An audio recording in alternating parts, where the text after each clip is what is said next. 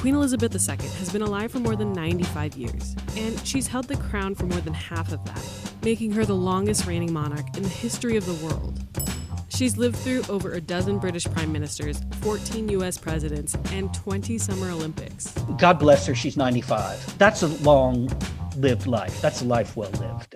This is Bill Booth, and he agreed to talk about the unspeakable, the day London Bridge will fall down. No, not the actual bridge, though that's another interesting story in itself. Operation London Bridge is the not-so-secret plan for the United Kingdom when the Queen dies. When the Queen dies, the House of Windsor and the palace will go into super overdrive. On the day of her death, known as D-Day, the Queen's private secretary will call the Prime Minister and say the words, "London Bridge is down." The news will then go out to the 15 governments where the Queen is also the head of state. After that, the 38 other nations of the Commonwealth will know. A news flash will be sent to the UK Press Association and media all over the world. At the BBC, an alarm for national emergencies will be activated. It's so rarely used that many of their staff don't even know what it sounds like. You've seen it? No. All of their anchors will wear black, and their usual red logo will go black as well. At the same time, a man dressed in black will hang a sign on the gate outside Buckingham Palace.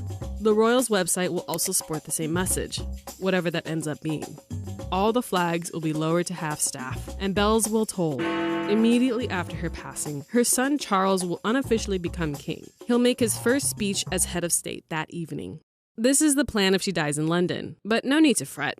If she passes elsewhere, they've still got it planned out to a T. The day after the Queen's death, the flags will be raised again, and at 11 a.m. sharp, Charles will officially become king. He may or may not choose to stick with the name Charles, and his wife Camilla will become queen per Elizabeth's request. He will then tour the UK to Edinburgh, Belfast, and Cardiff to attend services honoring his mother.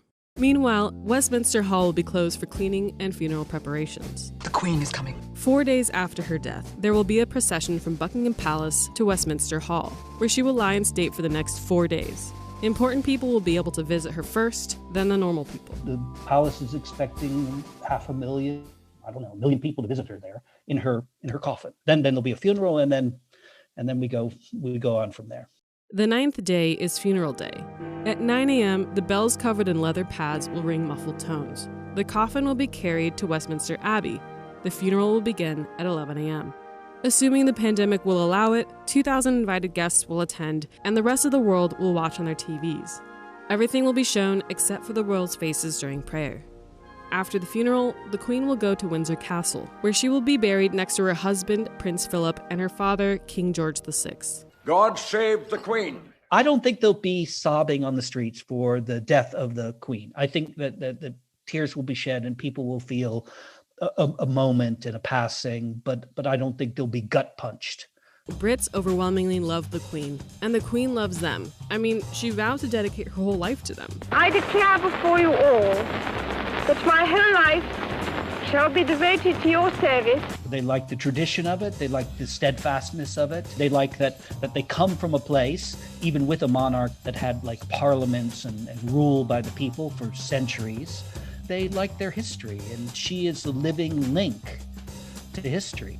Look, change is hard, and no one is looking forward to this day, no matter how inevitable it is. But one thing's for sure. It'll just be a phenomenal 10 days of pomp and circumstance. I mean, they've designed it that way, and that is the genius of this House of Windsor and this monarchy, right? That they know how to put on a good show.